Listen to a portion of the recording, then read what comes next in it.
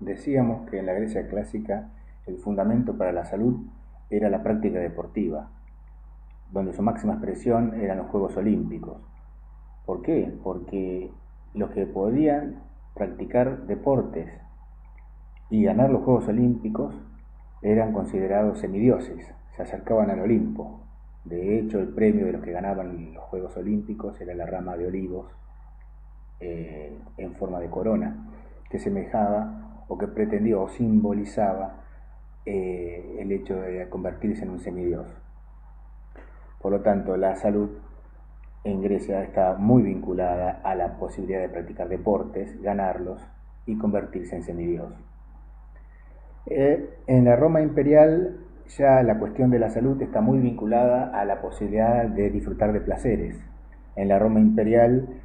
y especialmente en la clase más acomodada, eran frecuentes las bacanales, los banquetes y las orgías. Y para eso había que estar con muy buena salud. Ya entrada en la Edad Media, el paradigma de la salud está vinculado a la virtud, vinculado al poder de la Iglesia. Aquellos que enfermaban en realidad eran castigados por Dios. Ya entrado en el siglo XVIII y XIX, la cuestión de la salud está muy vinculada a dos grandes evoluciones, especialmente en Europa. La creación de los estados modernos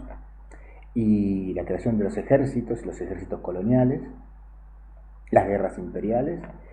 y también la revolución industrial, que necesitaba grandes masas de gente, población, con cierto estado de salud y en capacidad de soportar largas horas de trabajo. Esta idea de la salud perduró ya hasta entrada el siglo XX y luego de la Primera y Segunda Guerra Mundial.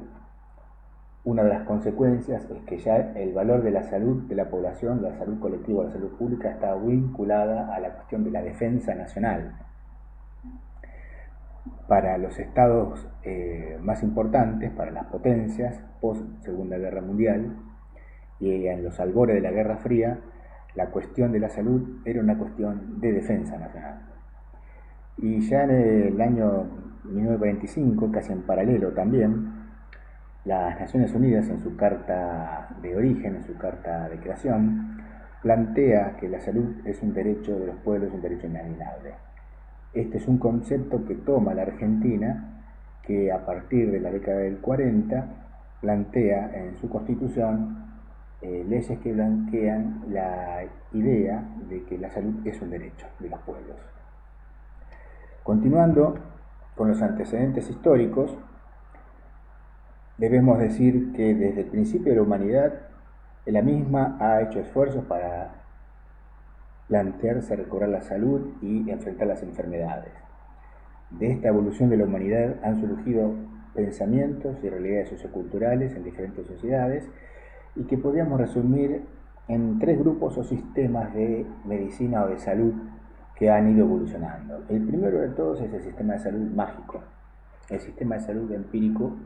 que muchas veces ha evolucionado en paralelo al mágico, y finalmente el sistema de salud científico, el sistema de salud basado en el método científico que es el que nos gobierna actualmente. El sistema de salud mágico es creado por el hombre primitivo, que pensaba que el origen sobrenatural de la enfermedad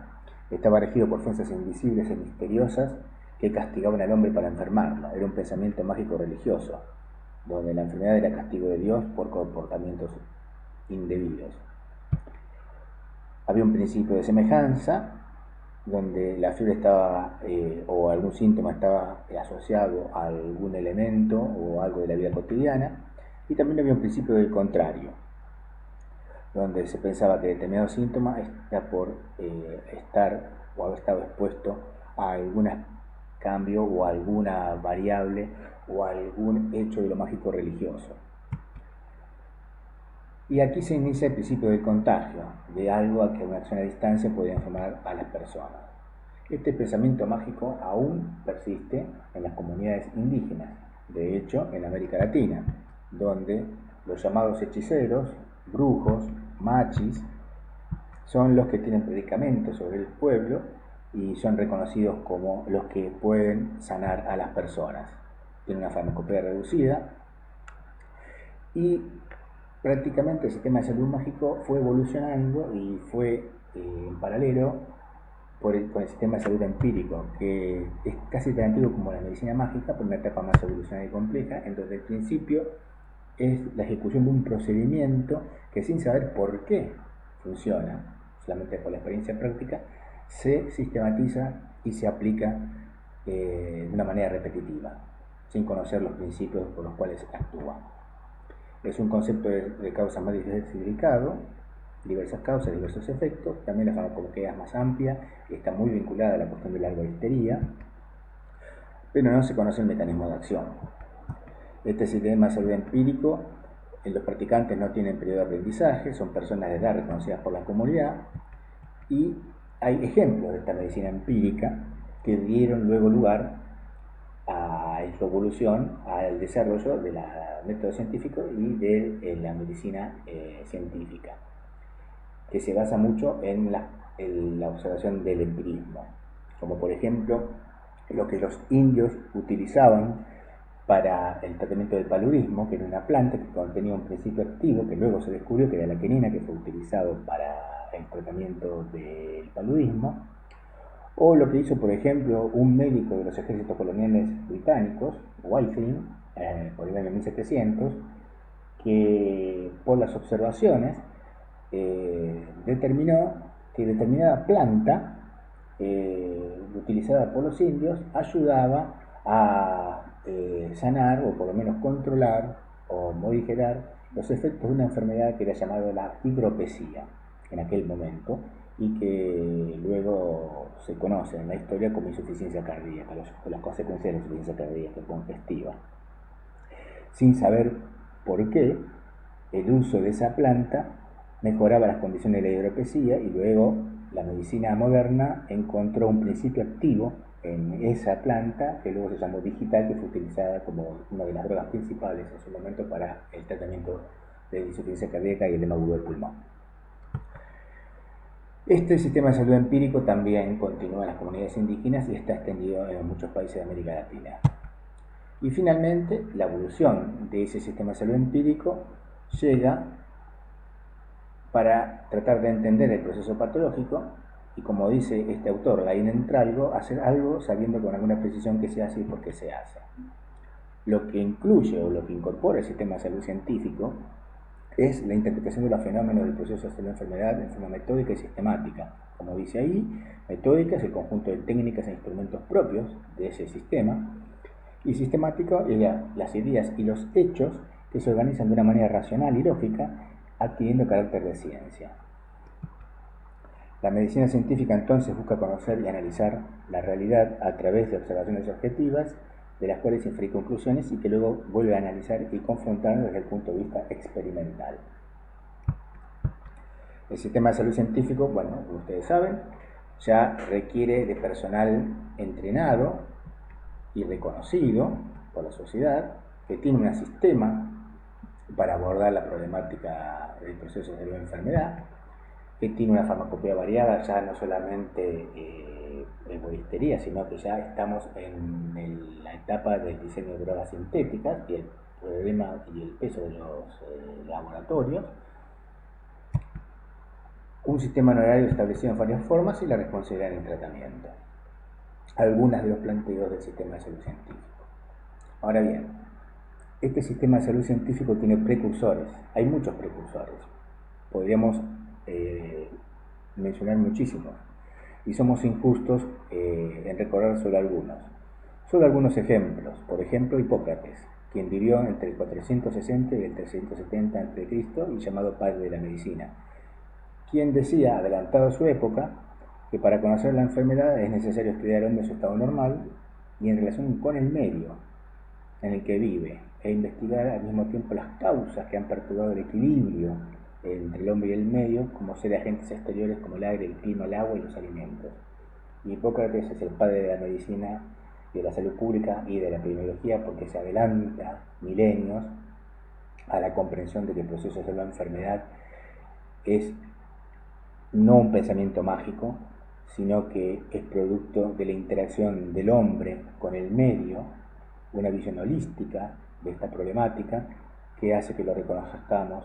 como padre de la misma, porque muchos de los planteos de Hipócrates en su momento hoy son totalmente comprobables. Hay muchos otros precursores. Podemos mencionar a dos médicos musulmanes que vivieron el califato de Andalucía,